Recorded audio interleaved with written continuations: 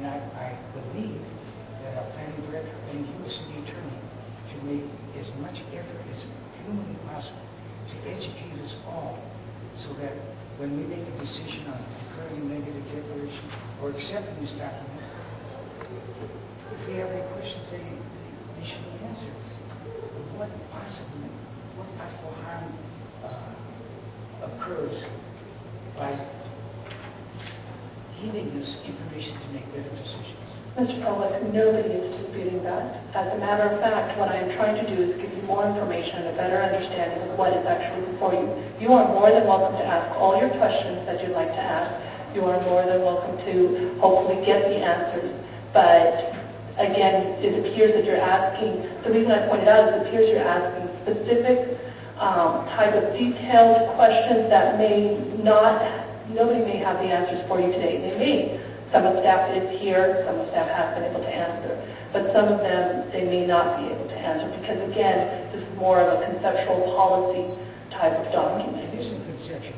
It says the city will do, has this program, the city will do this.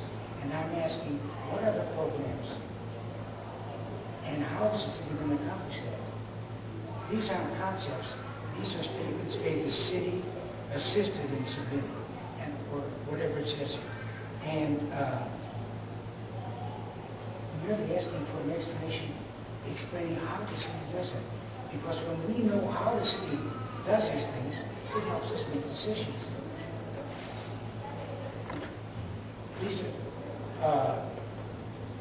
At least I have a question,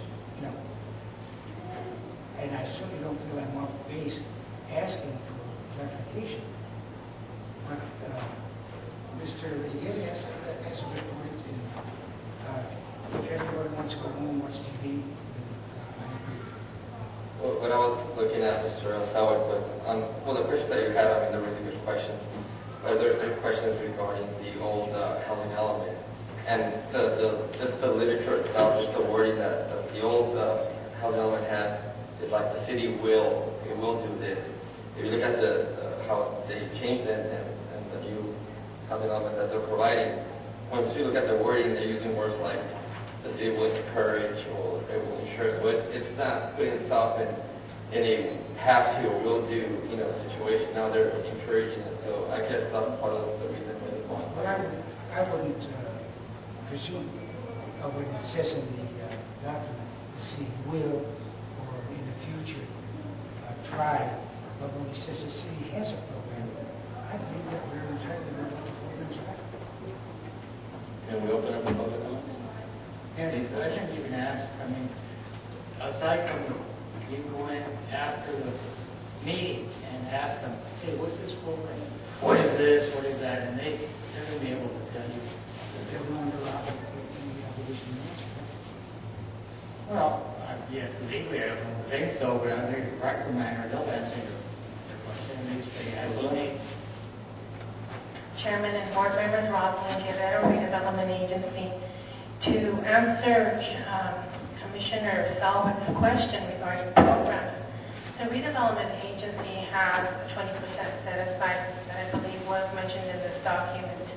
And Redevelopment Agency law requires that 20% of the tax increment that's received by the agency be deposited specifically for the use of providing affordable housing. And so through that 20%, we have the ability of writing down land. If let's say, for instance, that the Redevelopment Agency were to purchase land whereby it's zoned multifamily, and the agency were to put out a proposal or were seeking a developer to build affordable units, we could actually write down the land. If we put in dollars for the land, and in order to make the project worthwhile, be able to make the numbers work so that low-income people can live there, we could write down the cost to the developer. Instead of selling it for $1 million, sell it for $800,000. That's just an example. It's on a case-by-case basis. Again, the Redevelopment Agency has those types of programs that we can use the funding. Usually what happens is that a developer just have to come into the office and fill out an application, letting us know what the proposal is. It does have to go through the planning process. it just goes through the process of land transfer agreements and things like that. In fact, after this item, there is an item regarding the land transfer agreement. It doesn't have to do with affordable housing, but those are the kind of things that the redevelopment agency can do. That's it. I hate to belabor it, but I'm just curious. One of the things we were discussing later was the school district. And I see here on page 13 that the Calexico Unified School District is actually putting on $574 per square foot to go towards the schools. And that's kind of, I didn't know they had that. So I guess that theoretically, because I know when we discussed it, you said, well, we got nothing to do with schools. The developer provides a lot of land space. Whether the school has the money to build a school or not, that's not our job. But my concern was we're building new developments and the schools are getting overcrowded. And I was told, well, you have no responsibility as a school district. But I see that the school district is actually, so they have their own assessment sort of thing. Huh? Okay. You want to open the public hearing now? Is there any discussion? One more time.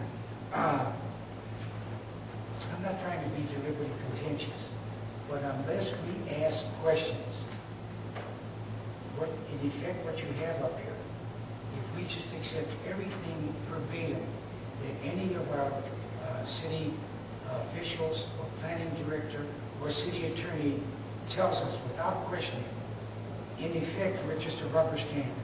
And I believe it's our obligation as members of the Planning Commission to question and find out and look in the depth. Because that's the most important thing this government has, is checks and balances. And we cannot continue just going on accepting verbatim that all city employees are telling us the truth and that any opinion they have is not slanted. So, as long as I'm on this planning commission, I am going to continue asking questions. Because in the past, I have found that information given to the planning commission hasn't been correct. And that there is reason to question and ask questions. And have questions asked. And it's not for my benefit or for the members of the planning commission. It's for the benefit of the whole city, and it keeps everybody honest and clean.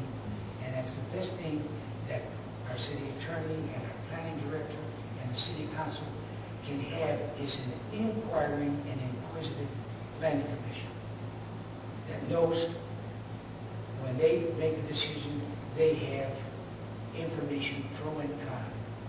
Because you want to get in one side, you're going to be making a lot of mistakes. Mr. Stoll, allow me to go to the public hearing. Any other comments? Okay. So the public hearing is closed. Okay. So we have to take a vote. Actually. Yes, Mr. Chairman, there's no further discussion or any public comments. As I mentioned to you, the first order would be a motion to adopt the negative declaration, basically stating that the negative declaration was considered in the proposal. I'll make the motion to adopt the negative declaration.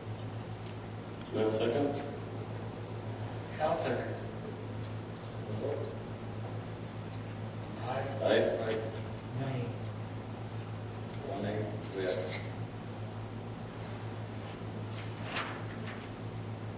Then I'll make the second motion to adopt the Housing Development Update 2008-2014 to the General Plan Amendment number 2008-03. Do we have a second? Yeah.